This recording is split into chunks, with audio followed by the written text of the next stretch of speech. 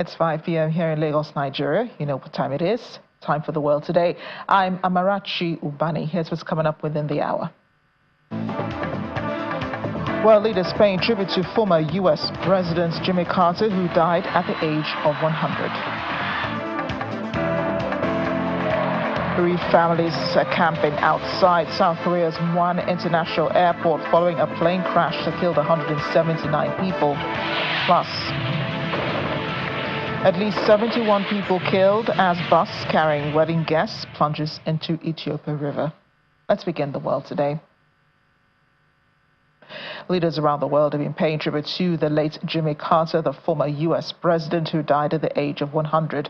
Nigeria's President Bola Tinubu led the tributes here in Nigeria, describing him as a beacon of service to humanity.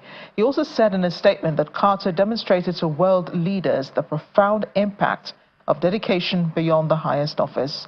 Leaders from the UK, France, Germany, the EU, and the UN have also described the late Carter as a man of integrity and compassion. U.S. President Joe Biden, who leads the tributes in the U.S., describes him as a man of principle, faith, and humility, while President-elect Donald Trump says Americans owe Carter a debt of gratitude. Tributes continue to pour in from far and wide to honor former U.S. President Jimmy Carter, who died aged 100. At the White House, the U.S. flag was lowered, marking his death. The American flag was also lowered to half-staff on Capitol Hill. U.S. President Joe Biden leads tributes to Mr. Carter, describing him as an extraordinary leader and a man of principles. This is a sad day, but it brings back an incredible amount of good memories. Today, America and the world, in my view, lost a remarkable leader. He was a statesman and humanitarian. And Jill and I lost a dear friend. I've been hanging out with Jimmy Carter for over 50 years, it dawned on me. And I had countless conversations over those years. I always would be proud to say that he used to kid me about it, that I was the first national figure to endorse him in 1976 when he ran for president. There was an overwhelming reason for it, his character. What I find extraordinary about Jimmy Carter, though, is that millions of people all around the world, all over the world, feel they lost a friend as well, even though they never met him. And that's because Jimmy Carter lived a life measured not by words, but by his deeds. Just look at his life's work. He worked to eradicate disease, not just at home, but around the world. He forged peace, advanced civil rights, human rights, promoted free and fair elections around the world. He built housing for the homeless with his own hands. And his compassion and moral clarity lifted people up and changed lives and saved lives all over the globe. Meanwhile, for President-elect Donald Trump, Americans owe Mr. Carter a debt of gratitude. Mr. Trump noted, the challenges Jimmy faced as president came at a pivotal time for the United States, and he did everything in his power to improve the lives of all Americans. World leaders and U.S. politicians have also been reacting to the news on social media. A statement from U.S. Vice President Kamala Harris partly reads, President Jimmy Carter was guided by a deep and abiding faith in God, in America, and in humanity. Jimmy Carter's life is a testament to the power of service. Former U.S. President George Bush says Mr. Carter was a man of deeply held convictions who was loyal to his family, his community, and his country. Former U.S. President Barack Obama described him as a man of integrity who values respect and compassion. Leaders of the European Union, including French President Emmanuel Macron, German Chancellor Olaf Scholz, all took to social media platform X to send condolences to the family of the former U.S. president. Canadian Prime Minister Justin Trudeau and British Prime Minister Keir Starmer sent condolences to Carter's family on social media. Mr. Starmer paid homage to his decades of selfless public service, indicating President Carter redefined the post-presidency with a remarkable commitment to social justice and human rights at home and abroad. And for Mr. Trudeau, his legacy is one of compassion, kindness, empathy, and hard work. The UN chief, Antonio Guterres, says Carter's leadership contributed significantly to international peace and security. African leaders, including Nigerian President Bola Tinubu, paid tributes to Mr. Carter, describing him as a beacon of service to humanity. President Tinubu says Mr. Carter's unwavering commitments to noble pursuits such as peace, democracy, and the eradication of tropical diseases left an indelible mark on the world. For Egyptian President Abdel Fattah al-Sisi, his significant role in achieving the peace agreement between Egypt and Israel will remain etched in the annals of history. Latin American leaders, including Brazilian President Luiz Inácio Lula da Silva, Cuban President Miguel Diaz-Canel, Colombian President Gustavo Petro, Honduran President Xiomara Castro, and Panama's President José Raúl Mulino expressed their condolences to Mr. Carter, describing him as a leader who advocated for the promotion of human rights, for peace, and for the eradication of diseases in Africa and Latin America. In the meantime, China offered its deep condolences over Mr. Carter's death, saying the former U.S. president was the driving force behind the establishment of diplomatic ties between both countries more than 40 years ago. As many Americans continue to mourn the death of Jimmy Carter, President Joe Biden has issued a proclamation ordering American flags to be flown at half-mast for 30 days. A day of national mourning will also be observed on January 9th, 2025.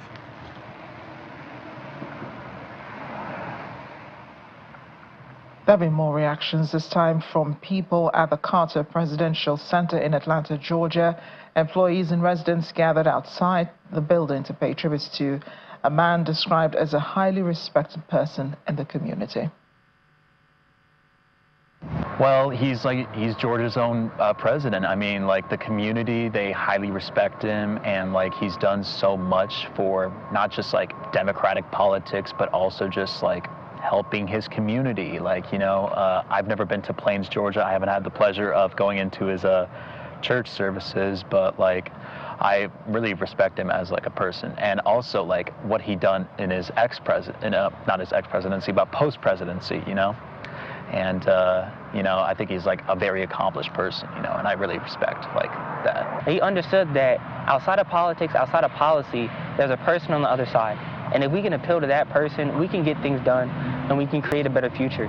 So for my generation, I think we should use him as an example of what diplomacy looks like, of what reaching across the aisle truly looks like. He was pretty direct. He was soft-spoken,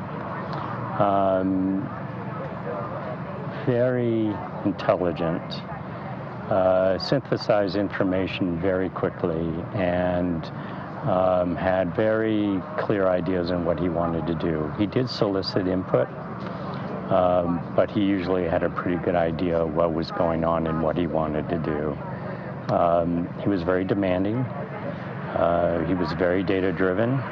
If you didn't have the facts, he probably did. And it was a situation where he would then give you the information that he was soliciting. So you always had to be on your game when you were with President Carter. Global Affairs analyst Edward Okpa joins us now. He's in Dallas, Texas. Edward, thank you for joining us on the program today. And Carter, and compliments of the season, I beg your pardon. Carter was the longest-lived president in American history, and this despite his health challenges. He had a brain tumor at some point, and then the grief of losing his wife, the former First Lady Rosalynn Carter. Tell us about the Jimmy Carter who rose above these challenges. Well, thank you for having me. You know, I was in Nigeria. I had just finished high school when Jimmy Carter came to Nigeria in 1978. And I happened to have, I don't know where I was at the time, I happened to have, you know, seen him, and just kind of got my interest in the American political system.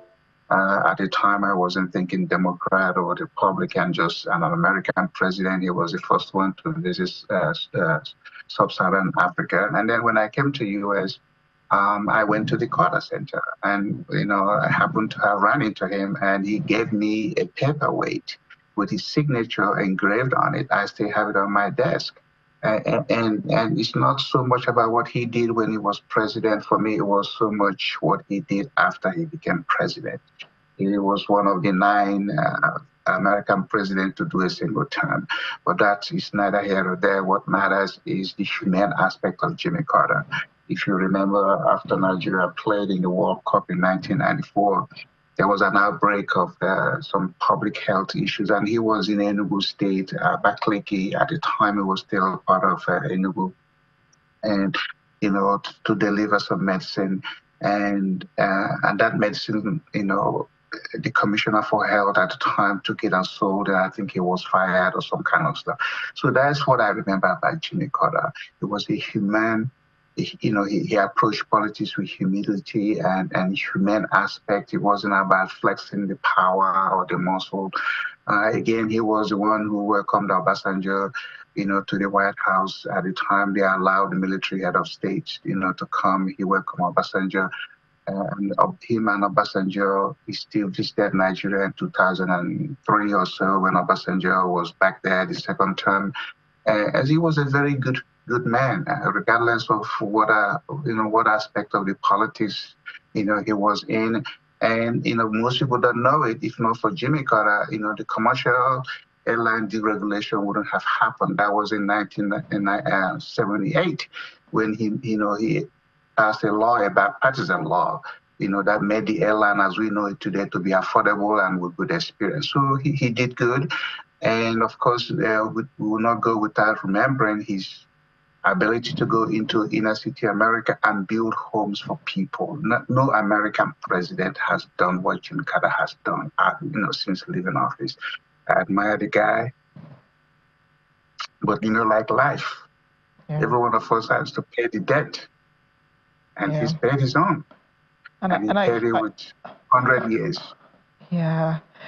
It is remarkable, isn't it? It's 100 years. I don't know too many people who have lived up until that age who are still able to, have most of their faculties in place, able to converse with you and still make sense. I don't know that many people.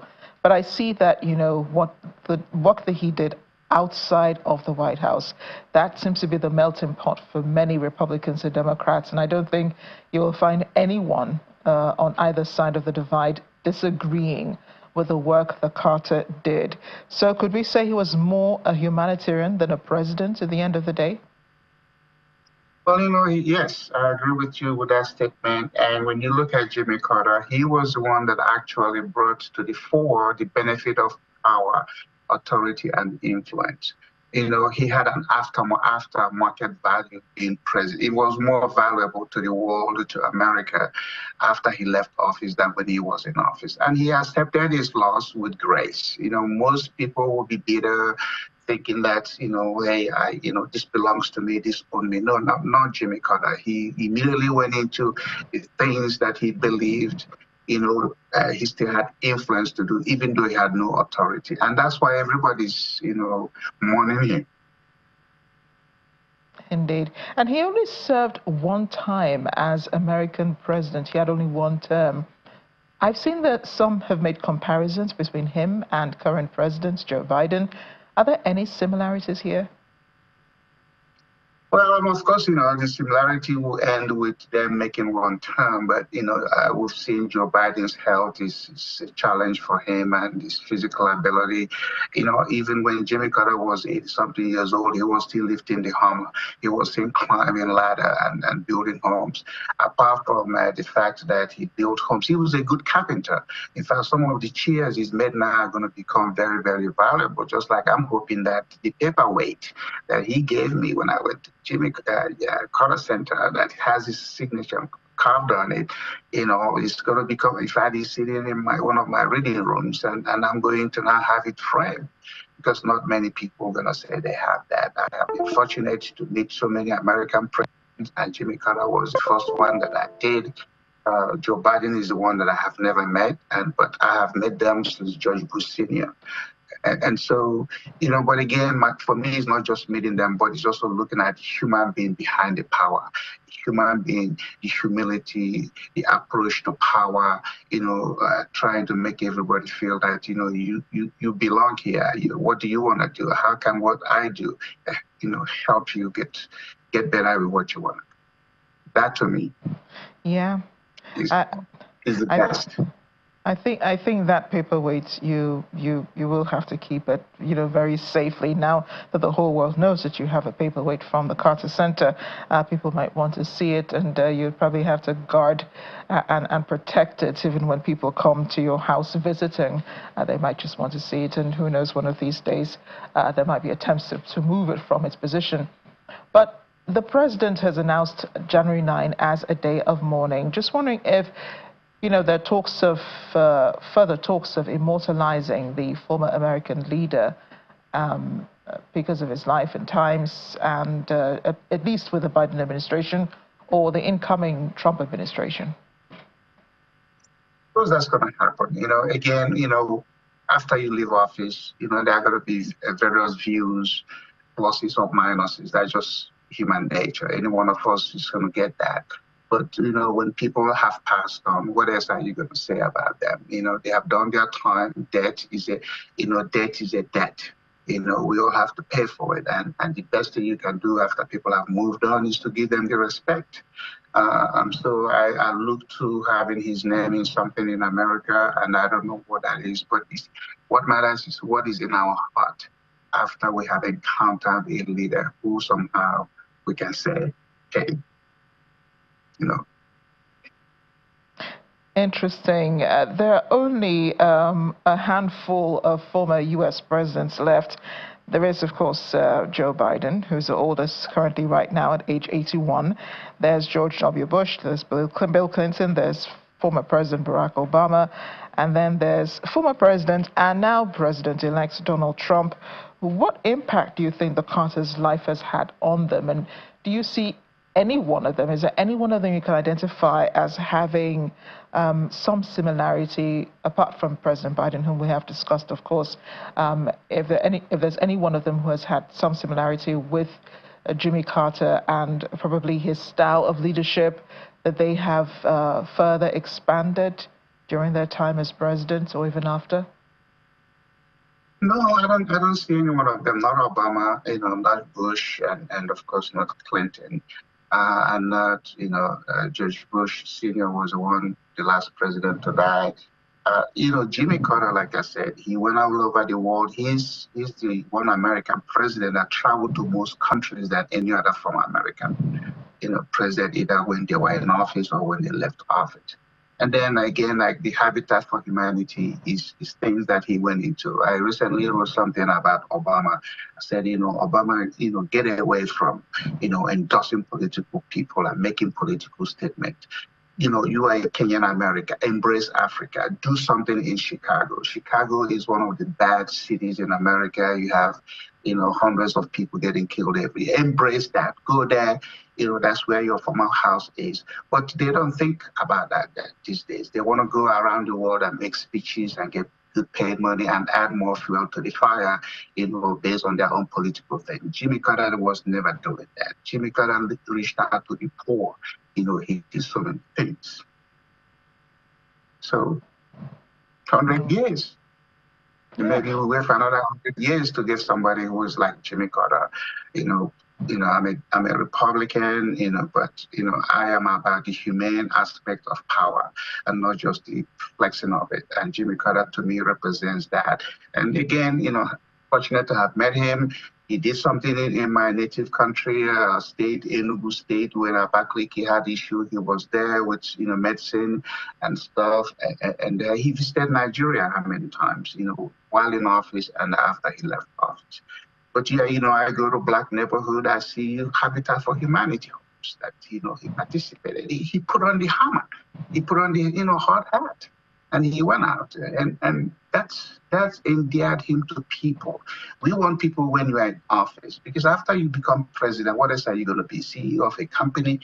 Get out there and go do something. Let the people touch you, feel you, because that's what the influence matters. The power the power, the authority of office has a time limit to it, except for in the case of Africa where they want to be president for life. But if you do that, step out to be a human being, and you're going to endear yourself to people. And I hope Nigerian presidents do that, as opposed to, get sheltered and sequestered in their so-called mansion and not even interact with the people. Let Obasanjo, Buhari, and all this get out there. Feel the Nigerians, speak with them, go out to do something other than just, the title of Your Excellency. What is excellent if the people don't feel you? And Jimmy Carter, for me, is an embodiment of a political figure. There are some people who do criticize the way he handled a few challenges in the U.S., for example, and we just rolled that shot just before they came back to you. The American hostages who were taken in Iran, and then the economic crisis back in the U.S., how he handled his handling of those two issues, they say led to him not being re-elected and losing the election at that time. What do you think the leaders can learn, from the way he approached those issues? It seemed like America really was incapacitated as to how exactly to help those people who were taken hostage. And he also didn't seem to have an answer to the economic crisis that was raving back home in the United States. What can leaders learn from that? I mean, leaders have to also know they are human beings. I think when you try to do too much and when you try to see things go the way you want it is when you actually fail. A lot of those things that happened were outside of the control of Jimmy Carter. And he tried to bring the best he could to it with the executive office of powers he had, but he still couldn't. So we should give him, at least it wasn't that he didn't do anything. It's just that, what he wanted as an outcome of his effort didn't produce the result that he wanted. And he accepted that. Every president is going to have a tough time. Again, we are human beings. It's just the difference of the title and the difference of the roles in the political office. He did he brought Anwar Sadat and this other guy, Israeli prime minister for the peace something. But look at it today. Is Israel and Palestinian, do we have peace in that part of the world? No, because, we do these things for a moment. Politics is about the moment, but then after the moment, what happens? You see these things going on. So, but again, Jimmy Carter did his best. On the Iranian thing, the incoming president at the time, a candidate, saw an opportunity and they seized it. So, because if you remember, as soon as, he was warning, the hostages were released. And, that sets Reagan on a path of, he was an American hero and stuff. So, personalities make the difference in the office. And Jimmy Carter wasn't the shouting guy. He wasn't the fist-raising guy. It was just more about the human being. He knows his limitation regardless of being a president. And that's what we need. That's what we want to see in people. Recognize every president gets 24 hours in a day. You still have to go home, take off your clothes and respond to your family and other issues like a human being. When you put those on, you become whatever else is. But you see in your own privacy, you're a human being. Sometimes they cry, sometimes they have tears, because maybe people are getting disappointed by what they are doing, disappointed by what they are doing. But they are human beings. So we shouldn't expect them to be miraculous workers or, magicians. No, they are human beings. Provided they come out and tell us, hey, here are my challenges. This is what I can. This is what I've tried to do. I'm not able to do it. And I think they will be more accepted. I think the acceptance of Jimmy Carter is the fact that people see him as a human being. The picture you were showing, the last time I saw him was 2013 when he attended the George Bush Presidential Library opening in Dallas. He was there in line with the rest of them. So again, I've loved the politics, but I love public service more important than politics. And Jimmy Carter was the ultimate public servant. And he was honored during the time of his life. Remember, 2002, he won the Nobel Peace Prize. He was awarded the Nobel Peace Prize for all of his work, especially his humanitarian work. The man will be remembered. Edward Opper, thank you again for speaking with us on The World Today on this very remarkable human being in the United States, former President Jimmy Carter, who died at the age of 100. I'll be in Lagos next month, and I'm bringing that paperweight so that you can touch it. Oh, great. And I'm going to bring it because, you know, when I say people don't believe it, it's in my reading room, and I now cherish it more. I'm going to put it in my safe deposit box, but I'm bringing it for you specifically so you can see. Thank you. I look forward to that. Thank you so much. Looking forward to your arrival next week. Thank you again. Thank you. Bye. Welcome back. And all across America and the world, people today remembering Jimmy Carter, a former U.S. president who died on Sunday. Carter died in his Georgian home at the age of 100, becoming the longest-lived president in U.S. history. Mr. Carter served as the 39th U.S. president from 1977 until 1981. His one term in office included brokering a landmark peace accord between Egypt and Israel. He also saw a struggling U.S. economy and disastrous attempts to free American hostages seized in Iran on November 4, 1979. Here's a look at the life and times of the former leader, described by many as a man of compassion and principles. President Jimmy Carter, the man who rose from humble beginnings as a peanut farmer, has died at his home in Plains, Georgia, aged 100. The former president was born on October 1, 1924, as James Earl Carter Jr. in the small town of Plains, Georgia. He was the eldest of 4 children. His father ran a family peanut business, and his mother, Lillian, was a registered nurse. In high school, he was a star basketball player and then spent 7 years in the U.S. Navy, during which time he married his wife, Rosalind, in 1946, in a union he called the most important thing in his life. They are blessed with 3 sons and a daughter. I'd like to announce that I am a candidate for president. The U.S. Democrat served as president from January 1977 to January 1981 after defeating incumbent Republican President Gerald Ford in the 1976 U.S. election. The office of President of the United States.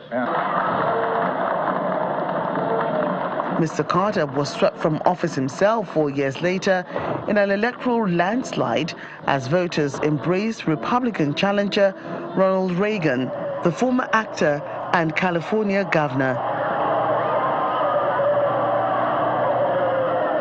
The Iran hostage crisis shrouded his presidency as Iranian revolutionaries seized American diplomats at the U.S. Embassy in Tehran in 1979 and held 52 hostages for 444 days before finally freeing them the day President Carter left office. A carefully planned operation which was underway in Iran. Mr. Carter came off looking feeble after a military rescue mission he ordered in 1980 ended in failure, with 8 U.S. troops dying in an aircraft mishap. It was a humanitarian mission.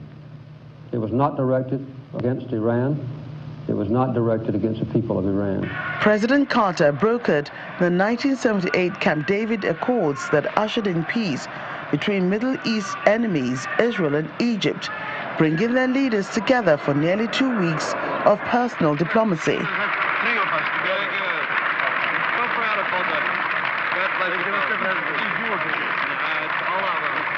However, his humanitarian cause earned him the Nobel Peace Prize in 2002 after his time in office for his untiring effort to find peaceful solutions to international conflicts, to advance democracy and human rights, and to promote economic and social development. President Carter also made trips to communist North Korea. A 1994 visit diffused a nuclear crisis as President Kim Il-sung agreed to freeze his nuclear program in exchange for resumed dialogue with the United States. That led to a deal in which North Korea, in return for aid, promised not to restart its nuclear reactor.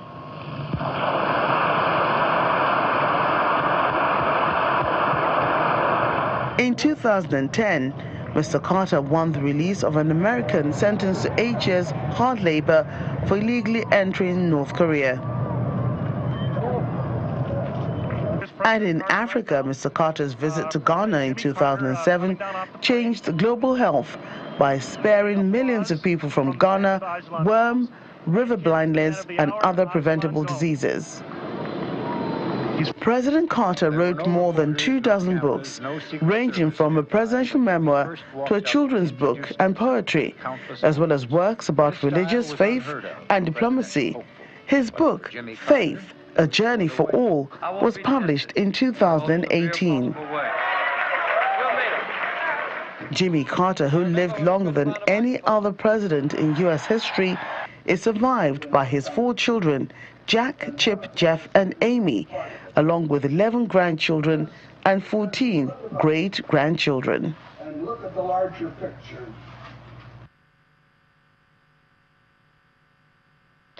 Earlier, my colleague Layo Larinde spoke with African affairs analyst PoliticsToday on the legacy of the former president here in Africa.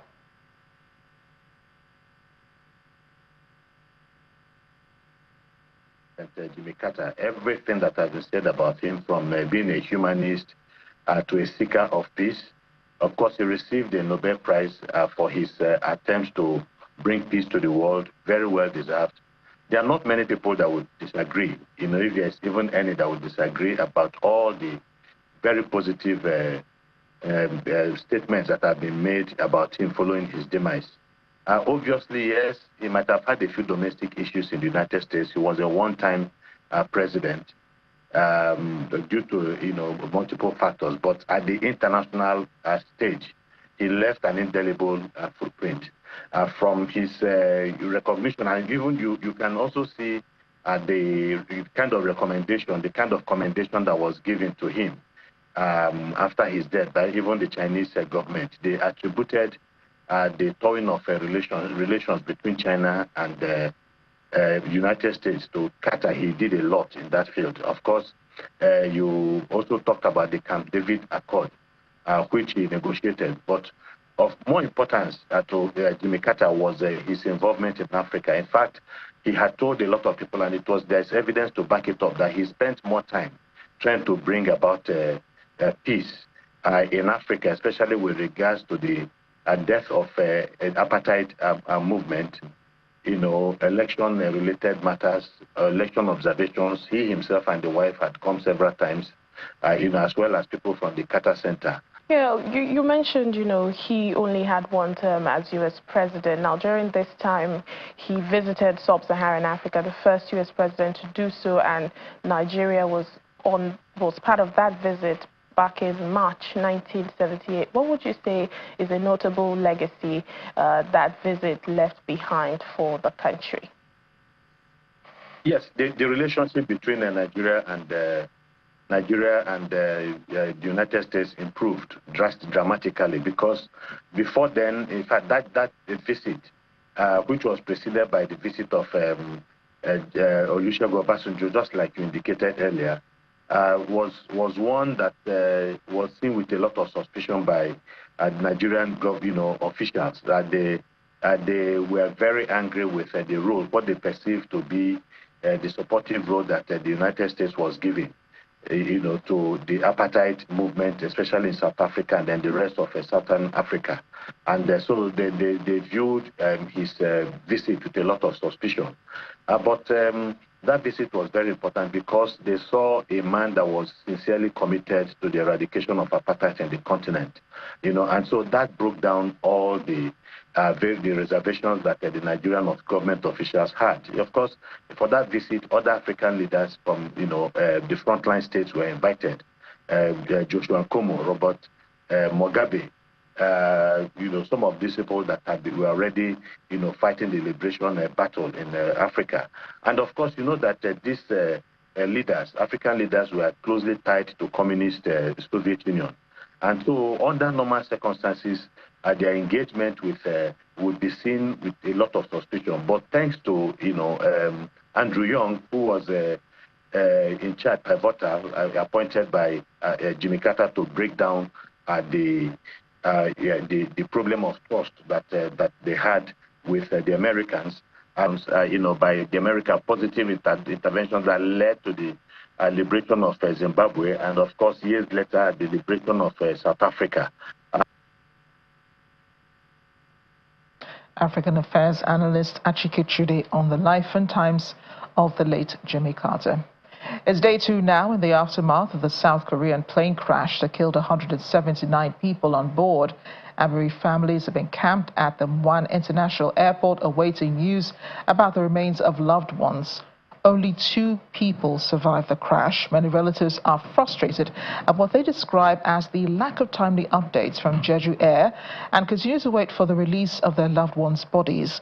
Authorities are still investigating cause of the crash, as South Korea says it's launched a comprehensive inspection of all Boeing 737-800 aircraft operated by the country's carriers. Meanwhile, recovery efforts are in full swing in One International Airport. Investigators are examining bird strikes, whether any of the aircraft's control systems were disabled, and the apparent rush by the pilots to attempt a landing soon after declaring an emergency as possible factors in the crash, as well as fire. Officials are investigating what the role of the localizer antenna located at the end of the runway to help in landing played in the crash, also the concrete embankment on which it was standing.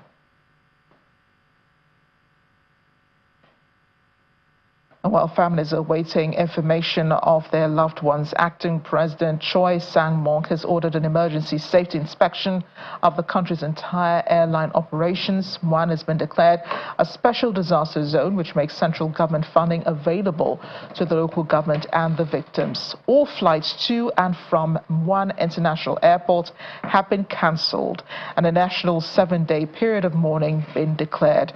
New Year's Day celebrations in the country are also likely to be cancelled or scaled down at this point. Here's a look at the first few hours after the crash on Sunday.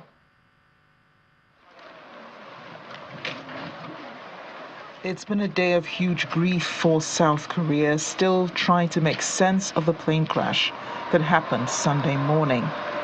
A Jeju Air Flight 7C-2216 barely landed and veered off the runway, erupting in a fireball as it slammed into a wall at the airport in the southern part of the country. The plane had been carrying 181 people on board. 2 crew members were rescued. Workers in protective suits and masks combed the area near the crash site, while soldiers searched through bushes and fields. An excavator was also seen picking up debris near the tail of the plane, the only recognizable part remaining from the crash. One of the 2 survivors was transported to hospital in Seoul. An eyewitness recalled hearing multiple explosions and seeing smoke plumes. He said he initially assumed it to be a fuel truck exploding.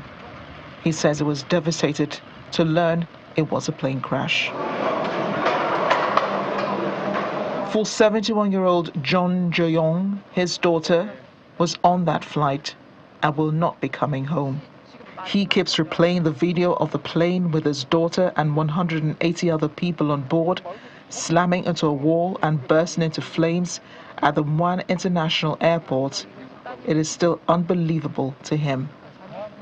John's daughter, Mi-suk, was on her way home after traveling with her friends to Bangkok for Christmas holidays. She was almost home, he says, and did not feel the need to make a call. Her death has devastated the family, her husband and teenage daughter, and her father, left behind to mourn her. From Kazakhstan instead, we'll remember... Aviation expert and former pilot Gregory Alegi said smooth belly landing and control of the aircraft on approach were not enough to stop the crash. South Korean authorities and investigators are looking into bird strikes and other technical and weather conditions as possible factors behind the crash. The Transportation Ministry said the control tower had issued a bird strike warning before the crash occurred. However, they said more investigations are needed to confirm the cause of the incident. South Korea's acting president Choi Sang-mok has declared the area where the crash happened a special disaster zone.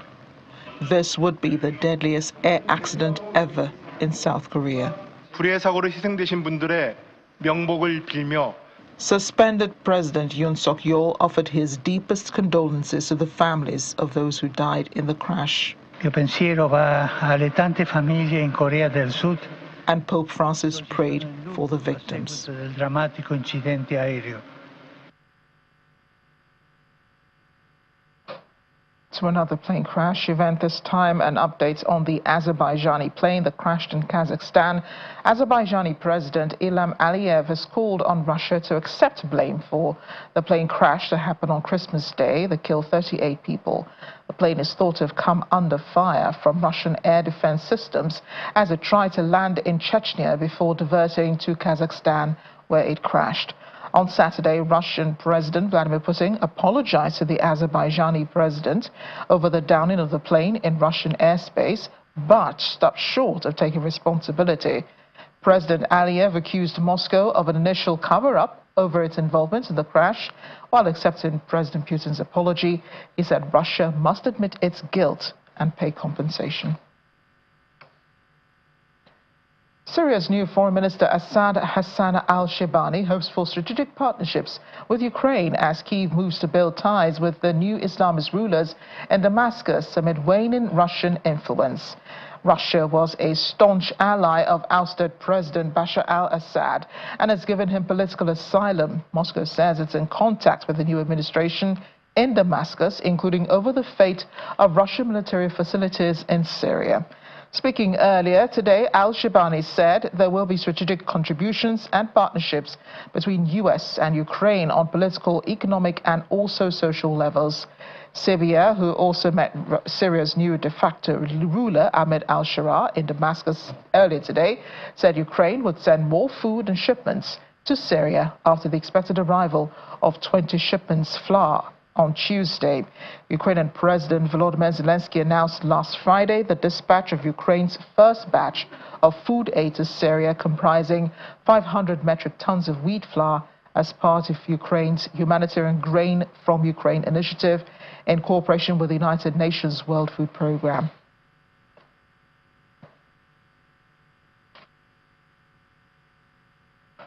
At least 71 people have died in Ethiopia when a truck packed with passengers plunged into a river. According to the spokesperson for the Southern Sidama regional government, the accident claimed the lives of 68 males and 68 males and 3 females in the Bona district. The passengers were wedding guests traveling to the ceremony. Some families are said to have lost multiple members. The state-run Ethiopian Broadcasting Corporation also reported that the truck had missed a bridge and fell into a river, and that the road had many bends. Welcome back. Police in Kenya's capital, Nairobi, fired tear gas to disperse protesters demonstrating today against what they say is a wave of unexplained abductions of government critics. Dozens of Kenyans have been abducted in recent months, according to human rights groups, who blame the extrajudicial arrests on Kenya's police and intelligence services. Kenyan authorities have said the government does not condone or engage in extrajudicial killings or abductions. Some groups of young protesters marched in downtown Nairobi, while others staged a sit-in and chanted slogans against the government, with some still holding placards announcing illegal detentions, according to a footage by NTV broadcaster. The National Police spokesperson did not immediately respond for a request or comment on today's protests. Going at Christmas, their children are not at the table because someone has taken their children. Kenyan journalist Cyrus Amati joins me now from Nairobi. Cyrus, what exactly was the protest about today? Happy Merry Christmas. Thank you for coming to the show. Today's protest was actually about the abduction and the forced disappearance of some people who have been critical to the government and particularly the president. So human rights organizations and some family members organized this protest to condemn and call upon whoever is holding these people to release them. So far, this month alone, there are around 10 people who have been abducted by what men believe are state agents, and no one knows where they are. So it's an issue of trying to push them to kind of release those who are being detained by the government or state agents. Does this have any tie back to other protests that happened in Kenya this year? It being a year of protests protests against President William Ruto's government. Well, this is the latest incident to happen among other series, because remember from June, July, August, we've been having protests a month and after. But then this one was unique in a way because it was about freedom, abduction and all forced disappearance of people who are critical to Mr. Ruto himself.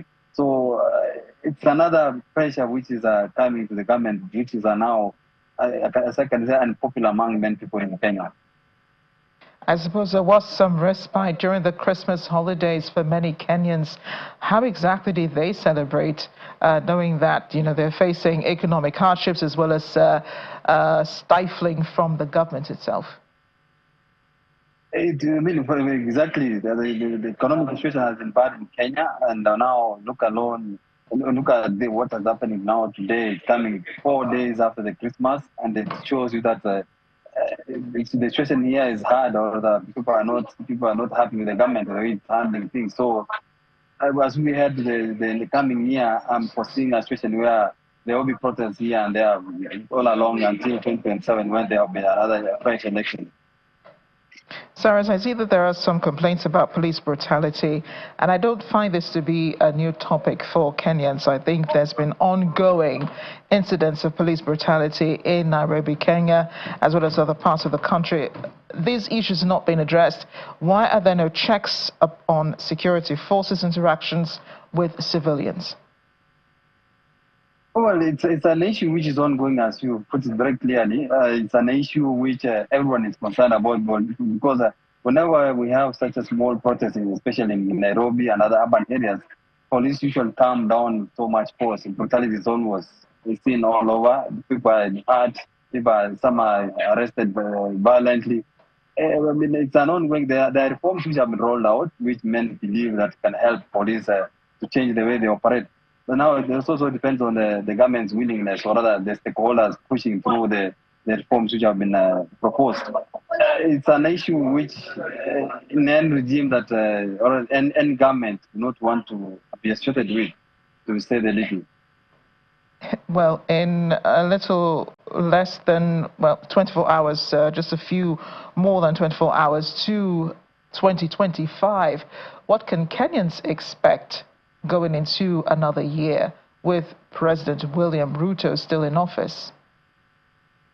Well, Ruto and his people are promising a better economy in the coming year, but then when you hear many Kenyans, they're saying they're foreseeing a hard situation, the hard economic situation, because more taxes are being added to those who are working. Many issues are being, there's what we call the housing fund, housing levy, the medical cover, which many people are being taxed. So people are expecting a harder time, and I believe there will be more protests against Ruto and his government. So it's a wait and see situation, but it's going to be tougher. To say that it's going to be tougher. We really hope that there are better days ahead for you, especially Cyrus. Thank you so much for joining us once again. Compliments of the season. Sorry, I didn't say that earlier, but you are in our hearts and thoughts and prayers. Thank you again for joining us. Thank you so much. Happy New Year and Merry Christmas. Same to you, Cyrus. Great times talking to you. It's less than 48 hours now to the year 2025. The United Nations Secretary General has released his message for the world. Mr. Antonio Guterres warns that the world is facing a climate breakdown. In his annual New Year's speech, he said the 10 hottest years on record had happened in the past decade, including 2024. The UN Secretary General underlined the pact for the future as a sign of hope. Throughout 2024, hope has been hard to find. Wars are causing enormous pain, suffering, and displacement.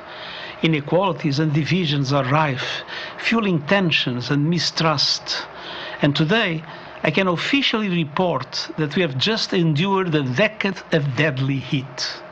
The top 10 hottest years on record have happened in the last 10 years, including 2024. This is climate breakdown in real time. In 2025, countries must put the world on a safer path by dramatically slashing emissions and supporting the transition to a renewable future. It is essential and it is possible. I see hope in activists, young and old, raising their voices for progress. I see hope in the humanitarian heroes overcoming enormous obstacles to support the most vulnerable people. I see hope in developing countries fighting for financial and climate justice. I see hope in the scientists and innovators breaking new ground for humanity. And I saw hope in September when world leaders came together to adopt the Pact for the Future.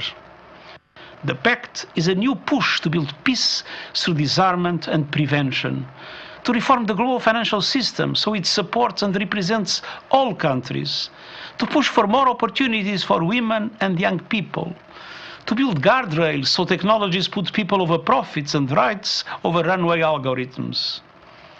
Together we can make 2025 a new beginning, not as a world divided, but as nations united.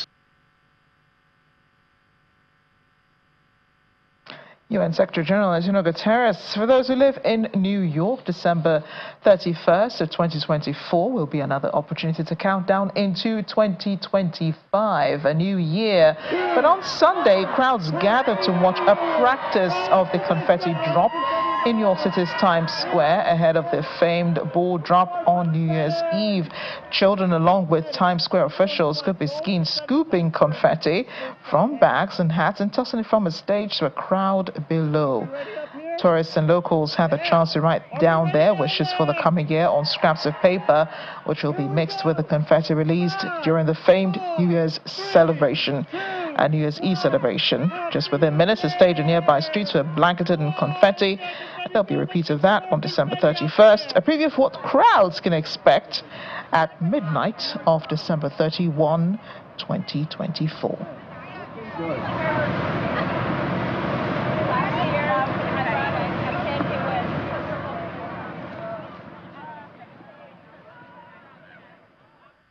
We'll also be counting down here, and we'll see you in the new year.